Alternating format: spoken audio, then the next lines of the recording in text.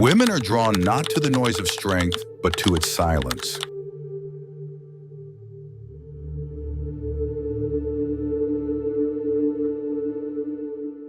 Have you ever wondered why some people feel so much while others seem to move through the world as if nothing ever touches them?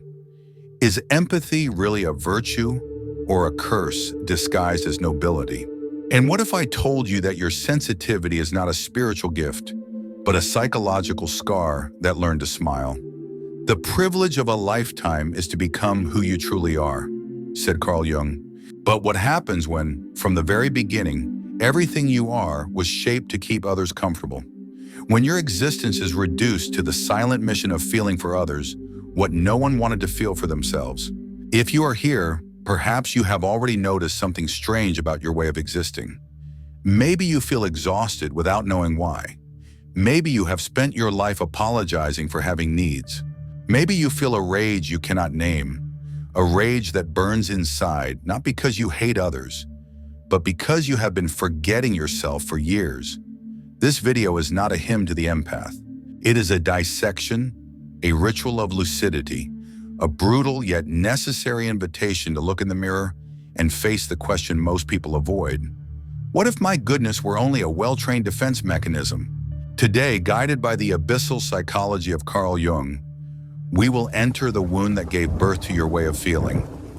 We will take apart what lies behind your compassion and why it may be silently killing you. You were not born an empath. You were born human.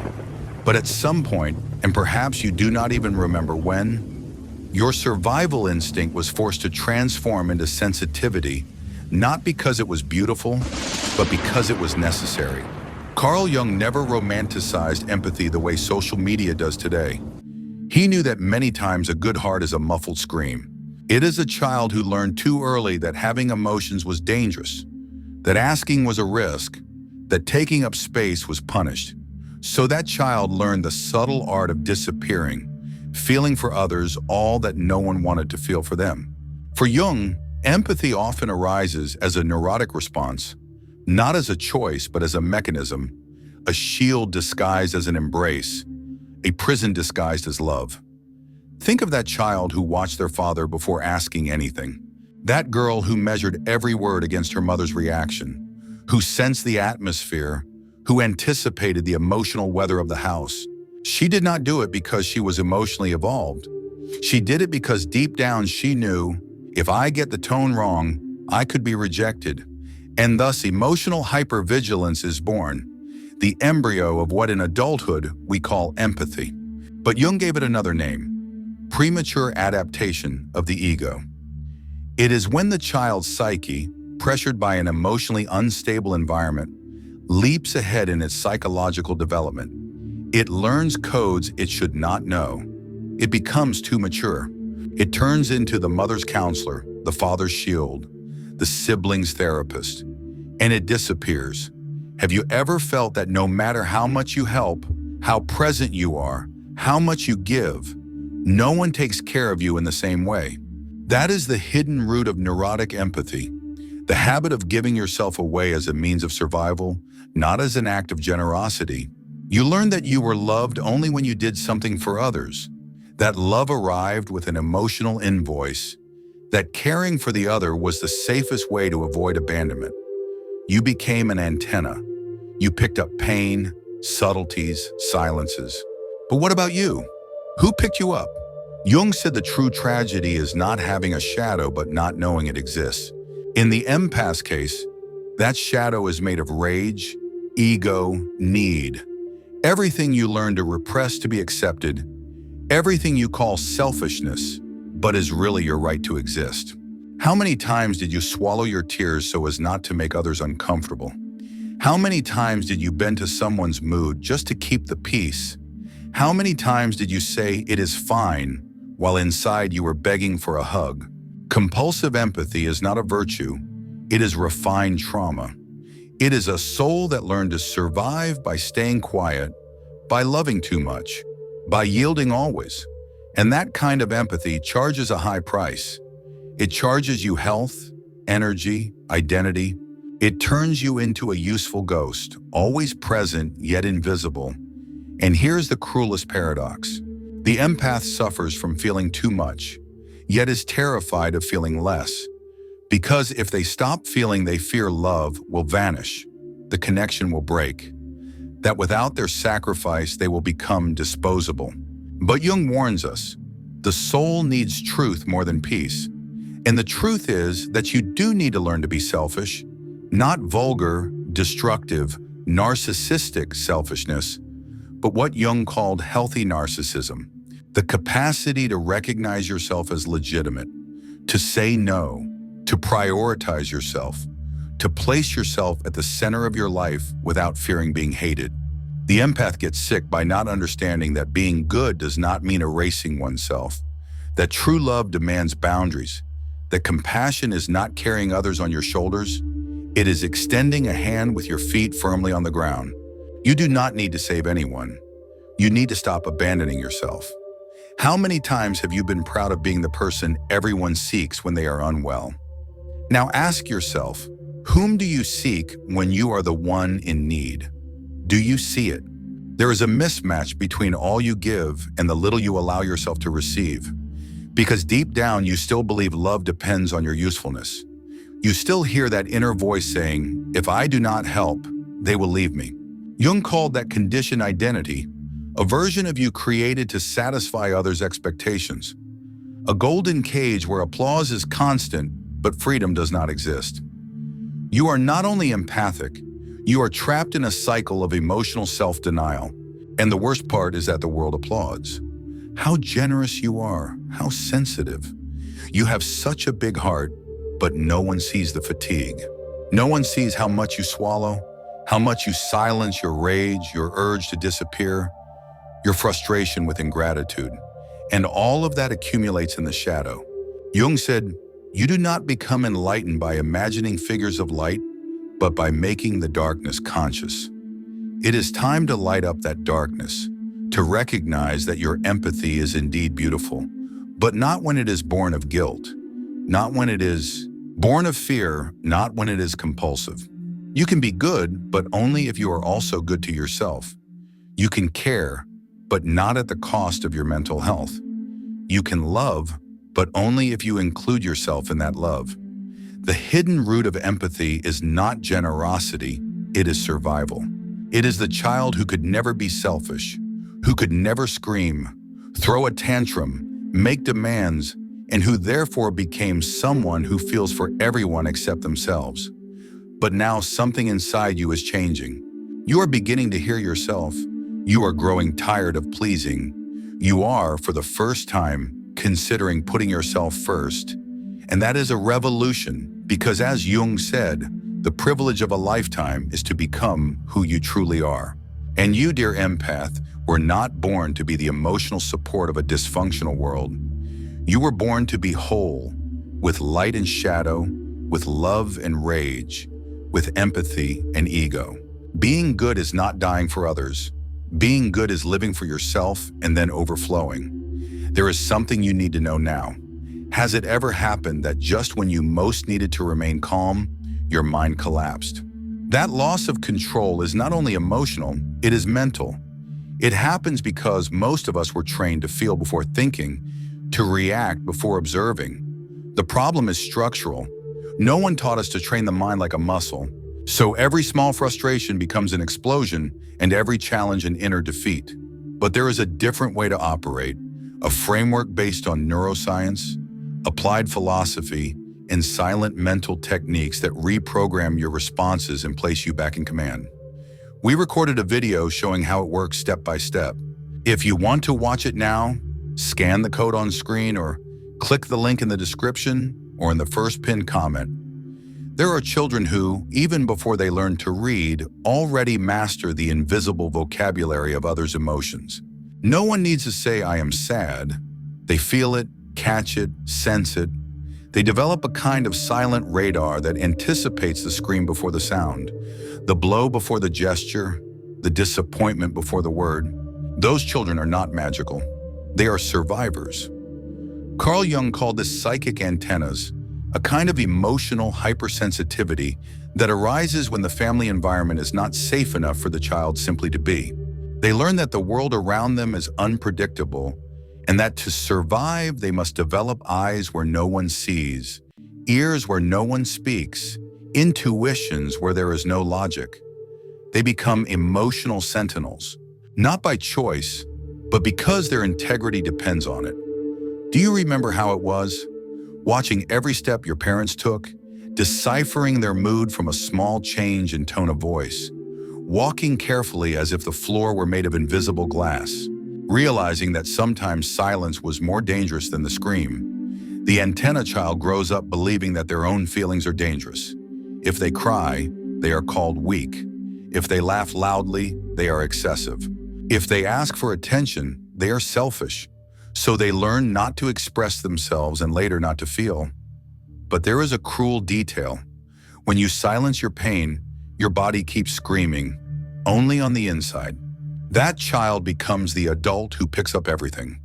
The energy in the room, the unspoken pain of others, the tension compressed into a glance.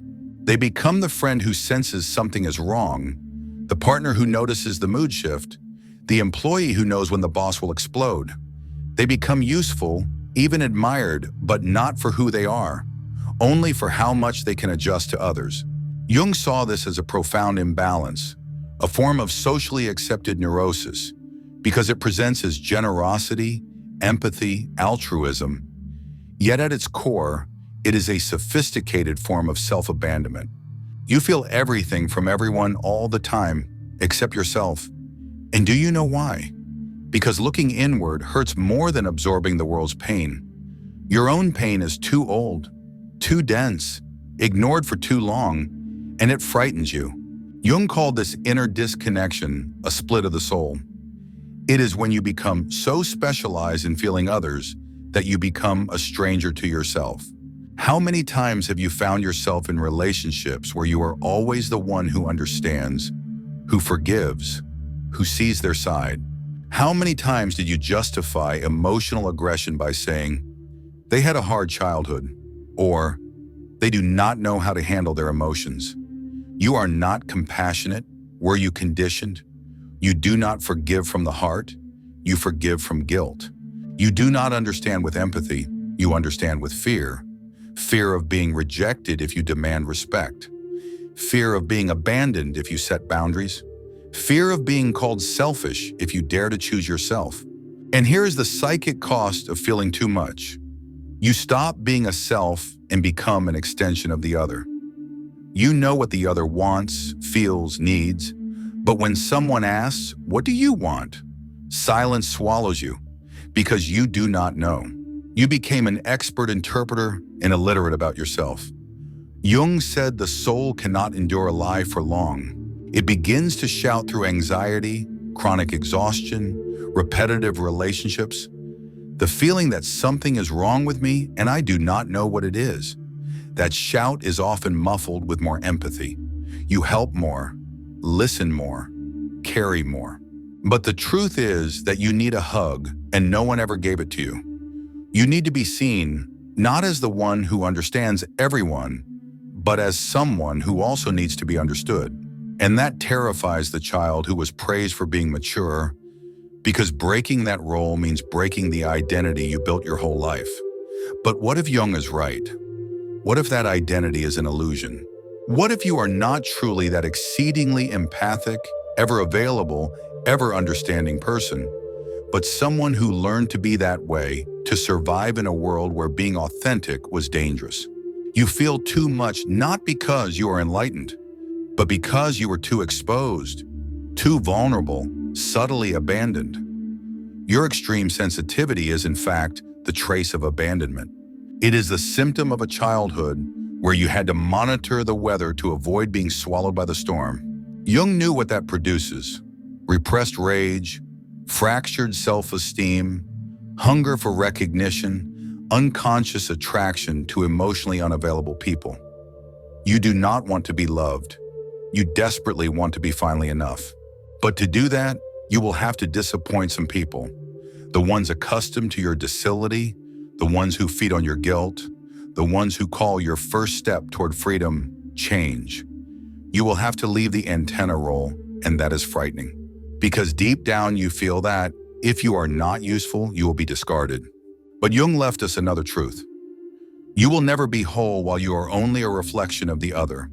It is time to turn inward, to rescue the child who one day learned that feeling for others was safer than being herself.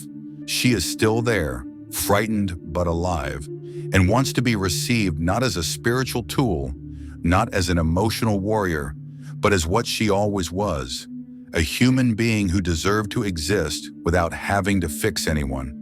That is your task now. Sit with that child, be with her in the silence, tell her, I no longer need to guess what others feel. I want to know what I feel. And when that inner voice begins to surface, fragile, hesitant, confused, listen to it. Listen with the same care you have always given others. Listen as one holds a broken mirror with steady fingers and an open heart. Because you are not an antenna. You are a complete being with history, with pain, with a voice, and finally with permission to use it. Every empath has a limit, and almost no one notices when it has been crossed because the empath does not shout, does not fight, they swallow it. But inside there is a fire. Carl Jung warned us, everything that we do not face within ourselves we will meet as destiny. Perhaps that is the empath's destiny, to end up surrounded by people they themselves taught not to respect them, not out of malice but out of habit, out of a silent history of self-abandonment disguised as kindness. The empath, that seemingly sweet, understanding, enlightened being, carries a dense, pulsing shadow hidden beneath the cloak of goodness. And that shadow, dear one, is called rage. It is not a loud rage, it is a ashamed rage, a rage that was never allowed to exist, a rage that learned to keep quiet, to turn into it is all fine, into it was nothing, into let it go. But that does not forget what has been denied. It stores it, it collects it. Jung said the unconscious is timeless. What has not been lived keeps beating within us, asking to pass, asking to exist. In the empath's case, what was not lived was the right to protect oneself, to say no, to stay, to leave, to have desires. Do you realize that your rage is always directed at yourself? You help too much and feel used but say nothing. You yield always and feel small yet smile. You are the last to be heard and you still give thanks for a listening that never came. Until when? Until when will you carry others' weight believing that makes you better?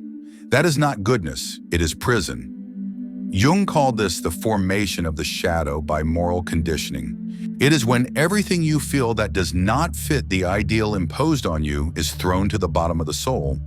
Rage, frustration, ego, desire, exhaustion, all that was labeled ugly, wrong, selfish. And what happens to what you repress? It turns into symptoms. It becomes a pain in the chest. It becomes insomnia, an exhausted body, chronic resentment, and sooner or later it becomes an explosion. The person who always said yes one day shouts. The person who always understood one day cuts ties. The one who carried the world one day drops everything and no one understands why. How could you change? You were always so available. What a disappointment. Disappointment for whom? For those accustomed to your silence. For those who projected on you the role of savior, therapist, mother, father. Jung calls this projective identification. People are not relating to you. They are relating to the role you took on. And when you start dismantling that role, they feel betrayed. But the truth is that you betrayed yourself earlier when you accepted a role you never wanted to play. Here is the crucial point. The rage beating within you is legitimate. It is yours. It is sacred. It is life's energy telling you, enough. Enough swallowing everything. Enough staying silent. Enough justifying yourself for having human needs. You have the right to say no, to fail, to refuse to help, to choose your own well-being without explanations. The empath's rage is not destructive. It is the vital signal of a soul tired of faking docility. But listen, before it can free you, you must look at it with new eyes, without fear, without shame. Jung said one does not become enlightened by imagining light, but by making darkness conscious. For the empath, that darkness is the repressed scream, the boundary never set, the life left in the background so others could be comfortable. Do you think it is beautiful to give all of yourself? And you, what do you receive? Do you think it is noble to always forgive? And who forgives you? Unregulated empathy becomes a prison. You get lost in others' feelings and forget you also have a heart that bleeds. How many times did you want to shout, "Enough," and only said, "It is okay"? How many times did you think, "What about me?" and kept smiling? That emotional repetition creates an existential void. You become an empty container, useful, functional, adorable, but empty. And that is why rage appears. It wants to wake you up. It wants to remind you that you are still alive. Rage at its core is self-love that learned to wear armor. Do not run from it. Do not fear that fire. Learn to steer it. Jung spoke of the transcendent function, the psyche's capacity to unite opposites.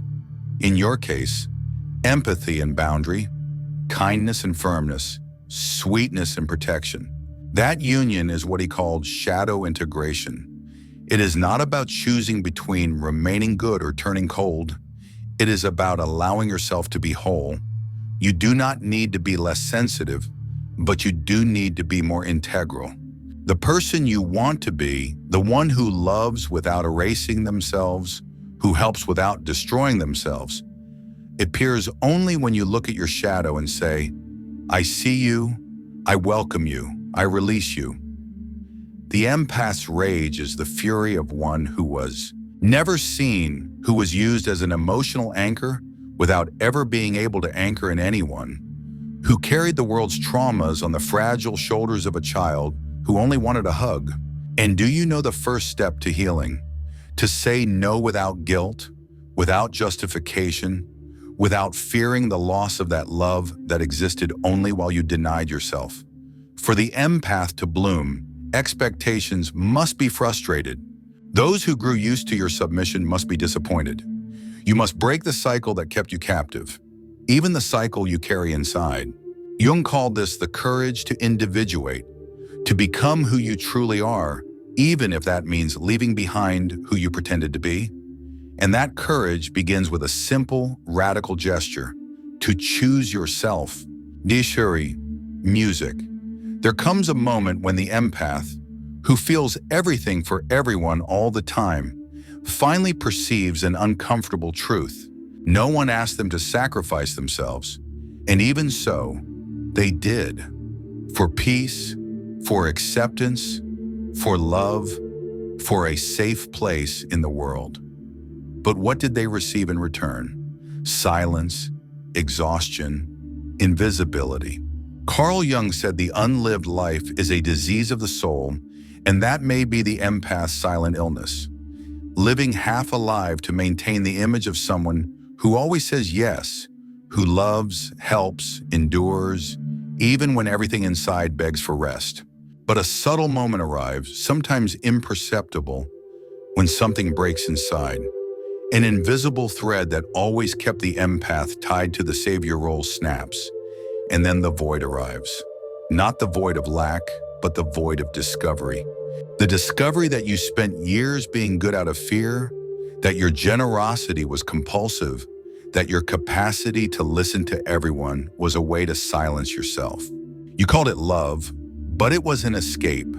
Escape from rejection, from loneliness, from your own emotional complexity, escape from truth. Jung said the path to healing begins with confrontation, and there is no confrontation harsher than this. Realizing that sacrifice was never a choice. It was programming, conditioning, survival. From early on, you learned that your feelings were not a priority.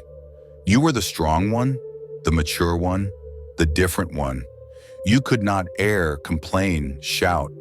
They praised you for caring for others, but no one noticed that in doing so, you were ceasing to live. You were molded to attend, not to be attended to listen, not to speak, to give, not to receive.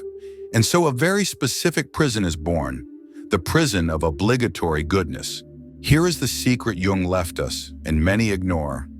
True altruism is born only from choice. When it comes from fear, it is only slavery by another name. So ask yourself now, honestly, starkly, without defenses, how many times did you say yes wanting to say no? How many times did you love someone who hurt you just to keep the connection? How many times did you place another's pain above your own and later cried in hiding? This is where emotional authenticity is born, not as a pretty ideal or theoretical concept, but as a cry of the soul, as an urgency, the urgency to stop lying to yourself. You no longer need to erase yourself to keep the peace. You no longer need to sacrifice to be loved. You no longer need to hide your pain behind empathy. Emotional authenticity is born in the exact instant you decide to stop being a character. It is born in the discomfort of disappointing others, in the pain of losing bonds that existed only because you pretended to have no desires. It is born like every real birth, with pain, with blood, with rupture. And like every birth, it demands courage. The courage to look into the eyes of someone you love and say, I cannot keep abandoning myself to keep you close. That is not cruelty, it is psychic maturity. Jung called this the transcendence of the persona, the social mask we use to be accepted. For the empath, that mask bears names like good, understanding, strong, mature, but that mask suffocates. Jung warned, the more perfect the mask, the more suffocated the soul. So you must choose. Will you remain the functional, admired, exhausted empath?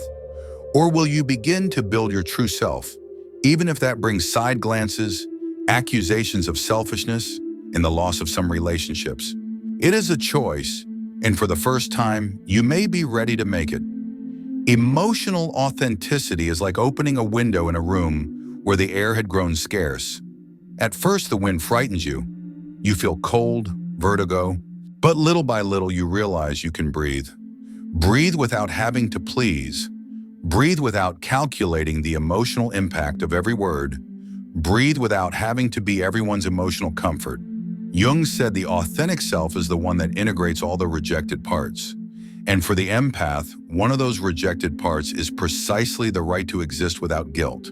You have the right to exist without justifying yourself, to have no energy, to change your mind, to care for yourself before caring for others. That is not selfishness, it is emotional justice. There lies the key to transformation. Your empathy does not need to die. It only needs to stop being compulsive and become a choice. You can keep feeling, but now with discernment. You can keep helping, but now with boundaries. You can keep loving, but now with roots. Emotional authenticity does not erase sensitivity, it refines it. It transforms empathy from a silent curse into a conscious gift. It returns you to yourself.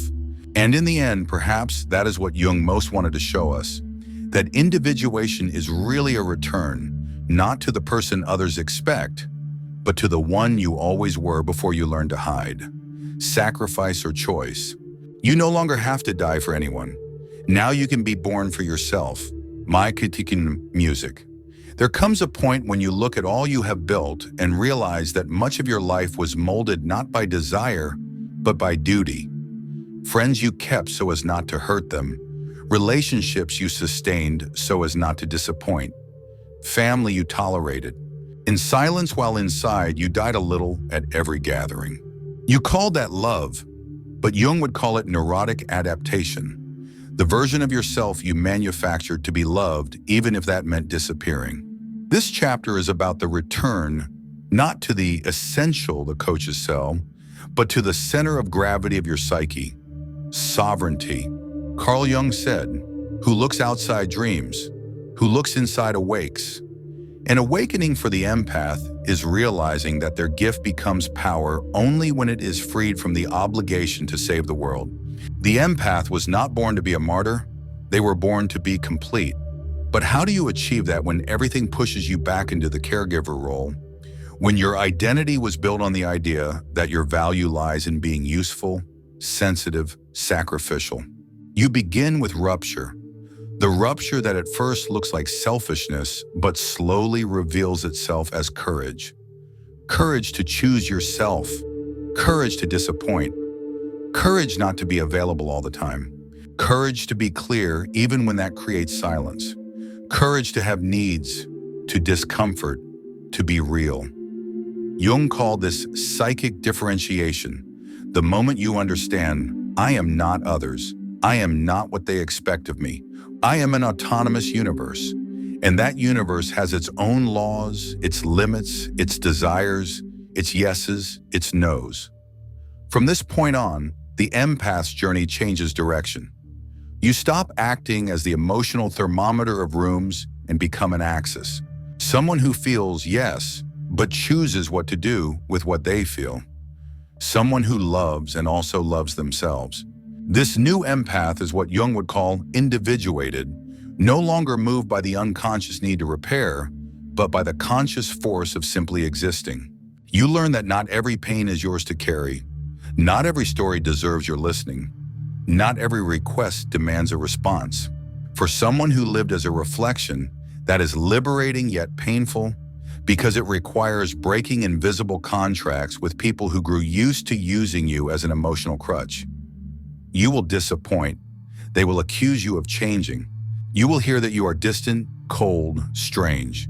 Remember, those words come from those who benefited from your lack of boundaries, from those who confused empathy with servitude. Here comes the most powerful turn. The relationships that survive your sovereignty are the only ones worthy of remaining. Jung called this relational recalibration. Dynamics reorganize. Fragile bonds break. True bonds deepen. And you finally realize you were never hard to love. Your relationships were too shallow to hold your depth. That is the beauty of emotional sovereignty. You stop begging for spaces that crush you and begin to inhabit spaces that expand you. But be warned, sovereignty comes with a price. You will have no more excuses. You will no longer be able to say, I did it because I had to. You will have to own your choices, your absences, your presence, your silence. Many step back here because it is easier to keep saving others than to face the emptiness of not knowing who you are without that function. It is more comfortable to stay the easygoing one than to be the selfish one who prioritizes mental health. But you already know, any comfort that demands your absence is a kind of emotional suicide. Choose the discomfort of presence, the weight of truth, the nakedness of authenticity. You do not have to be the hero, or the mirror, or the eternal shoulder. You can simply be you, with flaws, desires, contradictions, intensity, and rest. Jung said true freedom is born only when you accept your totality. The empath's totality is not only in their light, but also in their shadow, in their tiredness, in their rage, in their silence. Sovereignty is not a permanent state of balance. It is the capacity to hold yourself without needing others' applause to feel complete. You are not responsible for everyone, nor for the world's mood, nor for the wounds of those who refuse to heal. Your greatest responsibility now is to yourself. And paradoxically, when you choose yourself, you can finally choose others more truthfully. Without guilt, without dependence, without strain. You help because you want to, not because you must. You listen because you have energy, not because you owe it. You love because you overflow, not because you beg for acceptance. That is sovereignty, and for the empath, that is rebirth. So breathe deeply. You are not betraying anyone. For the first time, you are being loyal to yourself, and that, dear one, is the true miracle of conscious empathy. At the end of it all, when the night silence is more honest than any word spoken during the day, one question rises that we can no longer sweep under the emotional rug. And me, when will someone take care of me? Perhaps you have spent your life as someone's shoulder, the emotional anchor of many. Perhaps you learned that to love is to tend, to serve, to offer, until you empty yourself completely. And everyone applauds you for it. They call it compassion, generosity, a gift. But Carl Jung offered a brutally honest perspective. Not all empathy is virtue. Sometimes it is only the scar of a childhood where you had to feel for everyone because no one was willing to feel for you. The empath is not born only with a big heart. The empath is born in environments where their own heart had to mold itself to others' pain in order not to disappear. Environments where they learn that to be loved requires effort, that to exist is to be useful, that others' silence must be filled with their constant listening. You became a mirror, a medicine, a crutch, and after so much reflecting, you forgot your own face. But now something has moved within you, perhaps imperceptibly, like the first tremor before the earthquake, perhaps like a mild discomfort, a different fatigue, a need not to be so available, and, for the first time, not to feel guilty about it. That is the seed of your individuation. Jung said the process of becoming who one is does not arrive as illumination, but as crisis. You do not wake up one day feeling free. You collapse, you drop the character, you break the armor, and you allow the true self, the one you abandoned to fit in, to finally return. But that self returns with demands. It no longer wants to be useful. It wants to be free. It wants to love without begging, to give without emptying itself, to be present without having to save.